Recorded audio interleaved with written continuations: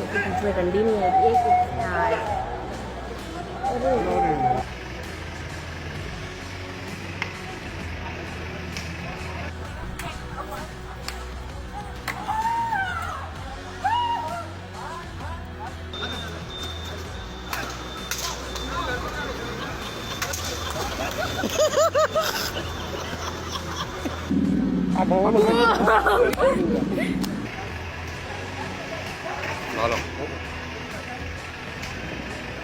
Discuss कर रहा है पुलिस से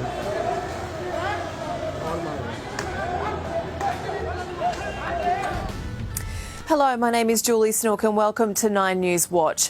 What you're looking at there are the scenes in India, where 1.3 billion people have been placed in lockdown.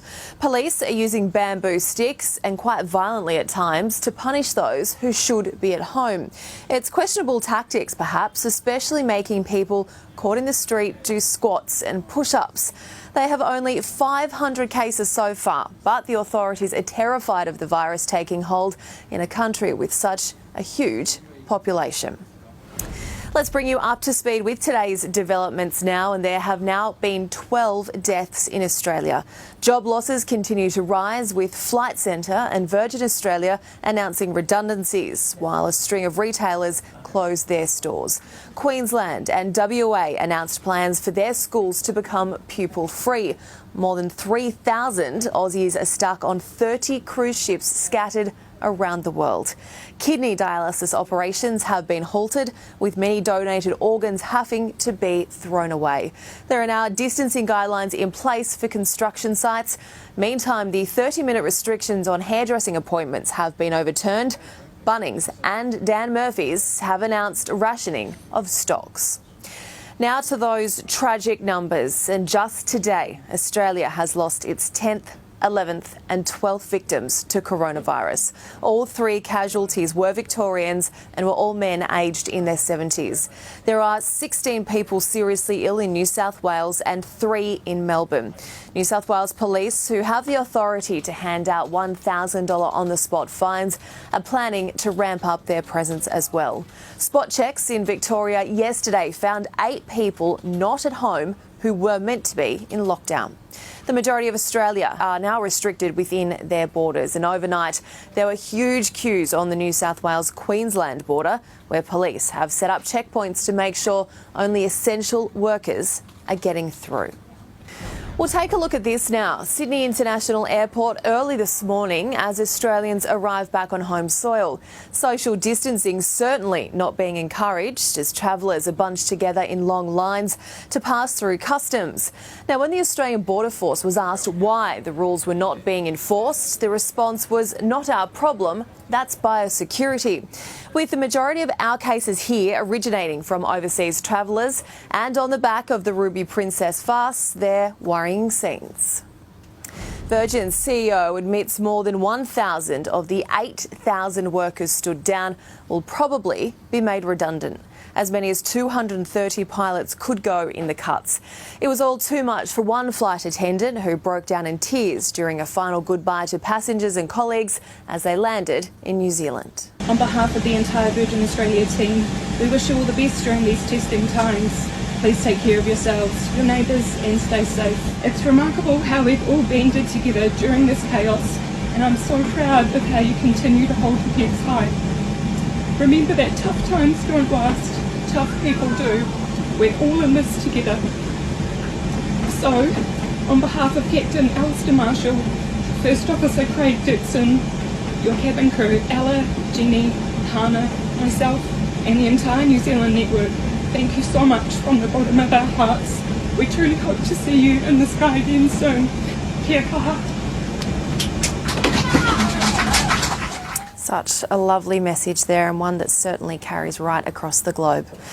With the UK death toll, it's now reached 463, and not even the royal family is immune from COVID-19, with Prince Charles testing positive. Europe correspondent Ben Avery has the details. Well, Prince Charles is reportedly in good spirits, but it is a shock diagnosis for him given he is 71 years old and at that age considered vulnerable here in the UK. Now, Clarence House says he's been displaying mild symptoms but otherwise remains in good health and has been working from home throughout the last few days as usual.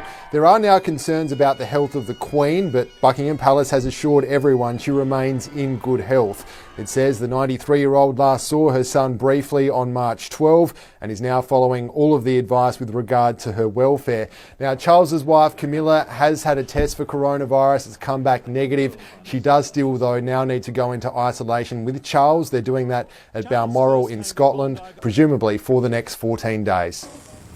Spain could soon become the epicentre of the global corona crisis, with the country's death toll surpassing China's. A surge in 738 deaths in the past 24 hours brought Spain's total fatalities to nearly 3,500. In Italy, the death toll has climbed to more than 7,500. The global death toll has now surpassed 21,000. The man accused of storming into a New Zealand mosque 1 year ago and opening fire, killing 51 people, has today pleaded guilty to all charges. The Christchurch massacre sent shockwaves throughout the world, but some relief at last for the victims' families, who no longer have to prepare for a painful trial.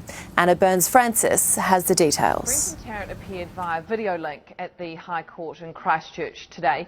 He had been facing 50 charges of murder, 40 charges of attempted murder and 1 terrorism charge. Now, the judge said that a couple of days ago his legal counsel indicated he was prepared to plead guilty to those charges, but the media and the families and the victims of those involved in the case were not allowed to know about the hearing in advance because, of course, should Brenton Tarrant have changed his mind and pleading guilty at today's hearing, then that could have affected any ongoing trial or court proceedings. So there was about an hour's warning today to everybody about a hearing that was going to take place.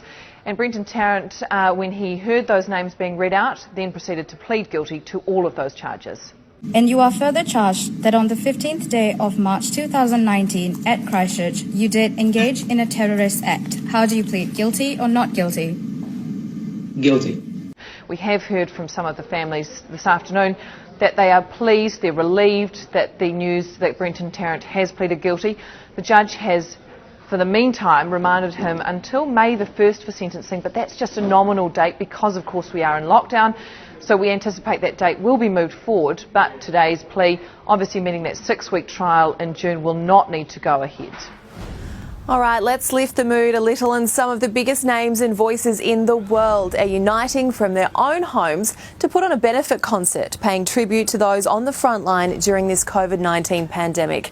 The 1 hour special will be hosted by Elton John and features the likes of Mariah Carey, Tim McGraw, Alicia Keys and even the Backstreet Boys. Now that is one concert we will all be tuning in for. Thank you so much for joining us on 9 News Watch. Of course, we will be back again tomorrow from 5:30 p.m. But before we leave you tonight, here is a little inspiration for the parents who are working from home, particularly the musical types. Now, if the soundtrack of your children's voice is getting a little bit much, try auto-tune.